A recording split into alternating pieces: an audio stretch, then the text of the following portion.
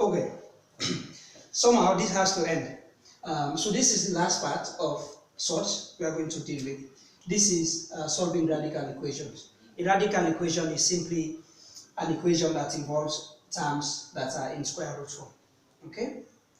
The idea in solving these sorts of problems, let's see, actually, I found two past examination questions on this, one for general maths and the other for further maths. Let's see, let me write this first one, which seems much easier. It says, if the square root of x squared plus 1 is equal to 5 over 4, find the value of x. Okay? So solution. What we try to do here, we try to eliminate the square root sign, the radical sign, right? So in doing this, we see that if we just, so let's write our expression again, square root of x squared plus 1 is equal to 5 over 4. If we square both sides, you see that the square root here will go off, okay? Because this expression, if we say squaring, let's give you a squaring both sides gives, we say square root of x squared plus 1 all squared, and we also square this on the other side, 5 over 4 all squared. Okay? Now, in squaring this is square root. Remember, the square root of a is just a raised to the power half. Okay? So this is an equal consequence. So just say x squared plus 1 raised to the power half all raised to the power 2. But remember that if we multiply according to our laws of indices, if we have a raised to the power, say, half times, or this can be a raised to the power x, y. Let's use letters so you see. All again raised to the power m. What this is going to give us is that we are multiplying the indices. Okay, so we have a, we say x over y times m, which is going to be a raised to the power x m over y. So this is what we are going to try to do here. If we do this, now we have x squared plus 1 raised to the power half. We multiply the half by 2. Okay, for multiplying by 2, 2 is the same as 2 over 1. Right? So 2 can cancel itself because 2 comes here once, into here 1 again, on 1, of course. So we are left with only 1. Right? So 1 times 1 is just 1. So this expression, the square root goes off. So this is why. So here also we have. Let's just leave it as this for now. So we know now this goes off. The square root just goes off. Okay. So we have x squared plus 1, which should be equal to. Now we square each of these ones. So 5 squared is, this is just, let me use another color. This is just 5 squared over 4 squared. This is what this means. Okay? So now 5 squared is 25 over 4 squared is 16. Right? Now we can simply remember x squared plus 1 is the same as x squared plus 1 over 1. It doesn't change. Then we can cross multiply. If we cross multiply this expression, what we are going to have here is we multiply x squared plus 1 by 16. So this and this. So we say x squared plus 1 multiplied by 16 should be equal to 1 times 25, which just gives us 25. Right? So we shall move on to this side. If I move on to this side, we can move on to this side to say now x squared times 16 is just 16x squared, and 16 times 1 is just 16. Okay, which should be equal to 25, and then we can collect like terms. Yeah, because 16 and 25 are like terms, they are all both numbers. So we leave 16x squared on one side, and then, sorry, this is soaked, should be equal to 25 minus 16. So we have 16x, no, this is really soaked. Forgive me, huh? Okay, this seems much better. So we have 16x squared on one side, and we say 25, which is already on the right hand side. And then when plus 16 goes over, it changes to minus 16. So we have 16x squared equal to 25 minus 16 simply gives us 25 minus 16 gives us 9. Okay, so we have 16x squared 9, right? So what? We have 16x squared here, we have 9. We can simplify this further by dividing both sides by 16. Okay, we divide both sides by 16, right? So 16 cancels 16, so we have x squared equal to 9 over 16, right? So this becomes, we have, if what we do here, if we square both sides, then this can go off. Okay, so x will become plus minus square root of 9 over 16. Okay, so this means x is equal to the square root. So remember, when we have square root of a over b, this is equal to, let me put this in another column. This is equal to square root of a divided by square root of b. So the square root is just common to them, right? So we are taking the positive square root, right? So we leave the negative one. So this becomes square root of 9 divided by square root of 16. Square root of 9 is 3 divided by square root of 16 is 4. So therefore, x is equal to 3 over 4, right? So this becomes the value of x, right? Now actually we can verify this. We can verify this because it's always good with radical equations to verify. If we say, now we know x is 3 over 4. So we say square root of, we say x squared, which is 3 over 4 squared plus 1, should be able to give us 5 over 4. It's always great to test these things. Okay? I really want this one to be really short. Let's look at the second problem we have.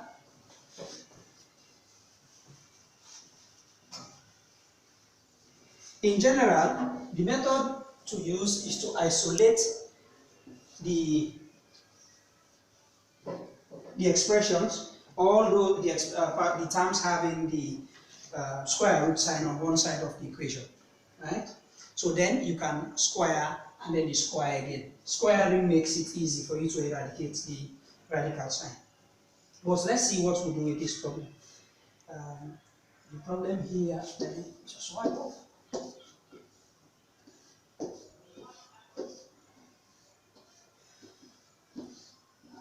Let's get it a bit dry. Okay. So now, the question says, solve the equation. This is actually 2007 for the maths. Solve the equation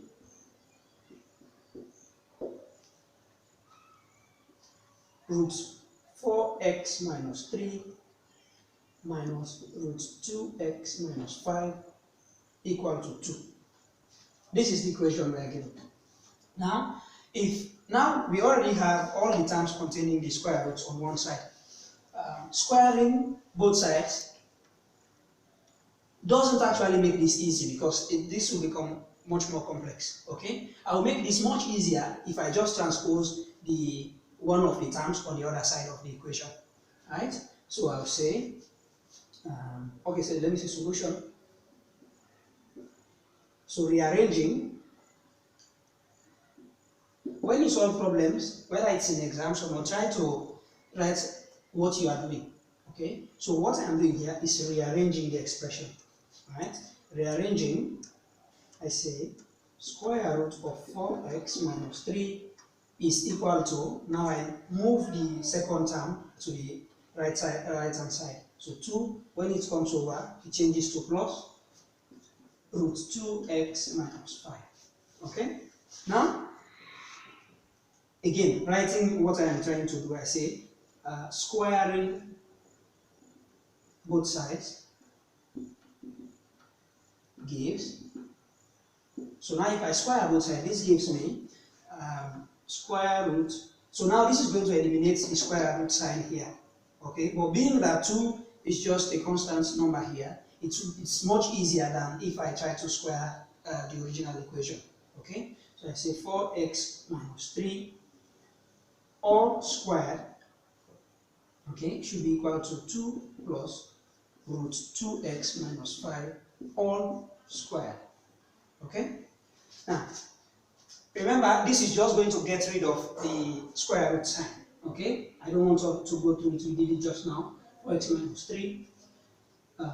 This is equal to, now this is going to be 2 plus root 2x minus 5 multiplied by 2 plus root 2x minus 5.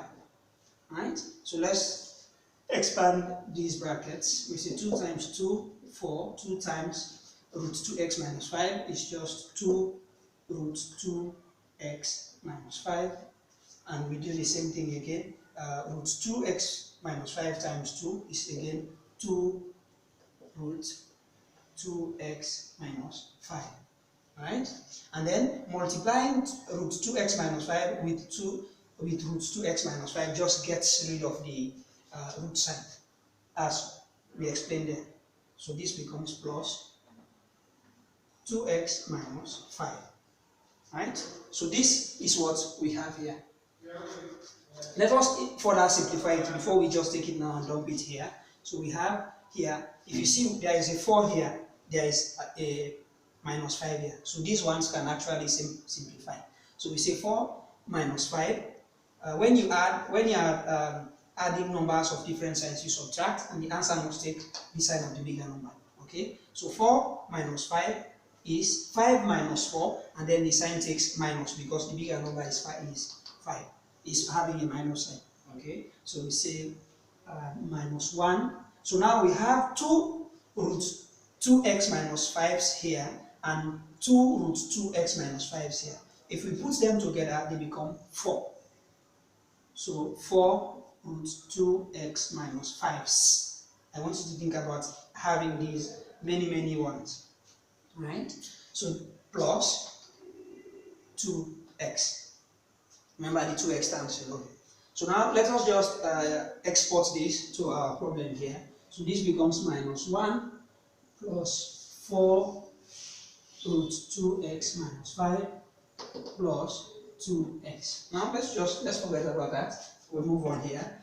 We have 4x here minus 3, and we have minus 1 plus 4 root 2x minus 5 plus 2x. But remember, 4x and 2x are like terms, okay, because they are both in x.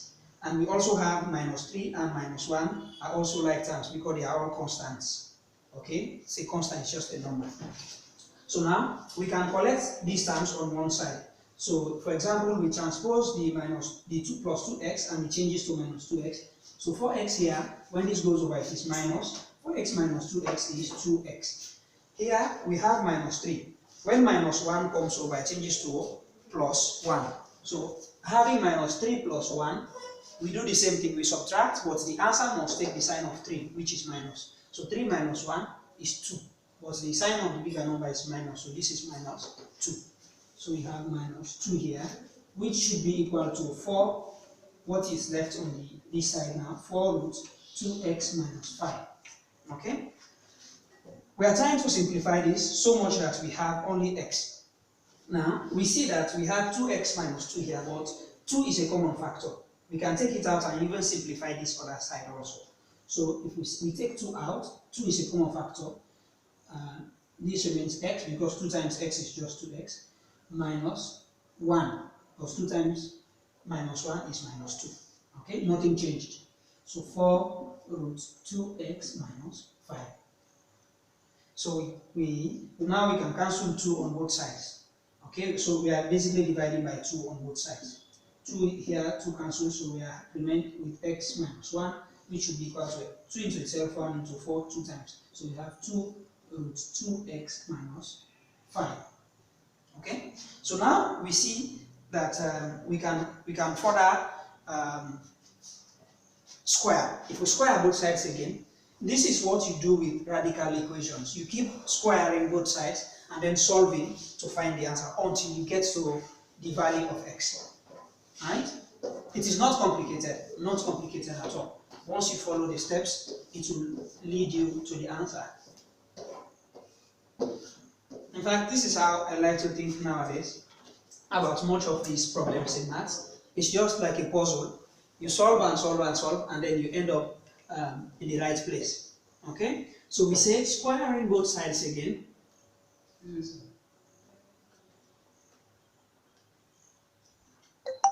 Squaring both sides again, we have x minus 1 squared equal to 2 root 2x minus 5 squared. Okay, so we are squaring both sides. Now, x minus 1 squared, I know it's simply x squared minus 2x plus 1. Let's prove that here. Let's do it here. We say x minus 1 multiplied by x minus 1. This is what this means. Should be equal to 2 root 2x minus 5 multiplied by 2 root 2x minus 5. Okay? This x times x is x squared. X times minus 1 is minus x. And minus 1 times, okay, let's just do this way. X times minus 1 is minus x. And minus 1 times x is minus x again. Minus times minus is plus. 1 times 1 is 1. This should be equal to, now here we have, let's just multiply first the coefficients. We have 2 times 2 is 4. Okay? Root 2x minus 5 times root 2x minus 5 should just get rid of the root sign. Okay? Remember, root a times root a is just a. So this is the same root 2x minus 5 times root 2x minus 5 is just 2x minus 5. So we multiply as we had there, 2x minus 5. Right? So now we have x squared. So we have here x squared minus x is minus 2x. We have 1 minus x here and another minus x here, so we have 2 minus x's. I will say plus 1. This should be equal to 4. We are multiplying. 4 times 2x is 8x. 4 times minus 5 is minus 20. Okay? So this would be equal to x squared. So if we have minus 2x here, we can actually transpose the 8x to the other side. So it becomes minus 10x. And also the 20 on this side, it is my negative 20. If we bring it to the other side, it is positive. So already there is 1 here. If we bring 20, it becomes 21. 21 equal to 0. Now, to get the value of x, we just have to factorize this equation. Okay? So now what we are doing here, we are looking for two factors that when we multiply them, they will give us 21x squared. But when we add them together, they give us minus 10. What numbers are like that? If we multiply them, they give us 21x squared. If we add them, they give us negative 10. Yes. Exactly as you might guess, 3 and 7. Because 3 times 7 is 21. 3 plus 7 is 10. Right? So what we take the negative versions because minus 7 minus 3 is minus 10. Okay? But minus 7 times minus 3 is plus 21. Okay? So we have x squared minus 3x minus 7x plus 21 equal to 0. Okay? So then we can just, we treat them as units. So we deal with this first one, we take out common terms. Okay? So x is common to x squared and 3x. So if we take x outside, we are left with x minus 3. Okay?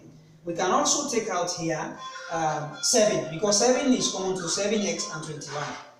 Right? So if we take out minus 7, because we want this to be the same, the expression here to be the same with this. If we take 7 out, we are going to have x minus 3. Remember, this has to be minus because this here is plus. Minus times minus is plus. Okay, if we put plus here, it will be wrong because the resulting answer will be minus. But we will not want to change this, the original expression. Okay, so this should be 0. Now we can organize the terms outside. So this becomes x minus 7, and the other term we take the common one, x minus 3 equal to 0. Okay, so this implies that x minus 7 is equal to 0, or x minus 3 is equal to 0. These are possible solutions for x. Okay, so this further implies we can transpose the minus 7 to the other side, which becomes plus 7. So x is equal to 7, because 0 plus 7 is just 7. 7, or x is equal to 3. Right? So now we've got the values of x. This is our answer, but as always, you must cross-check your whether this is true. Okay? So we say cross-checking.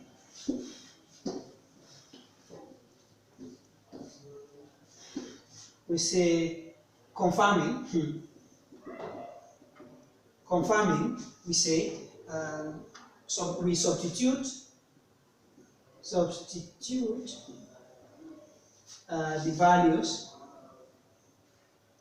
of x into the equation, the original equation. Okay?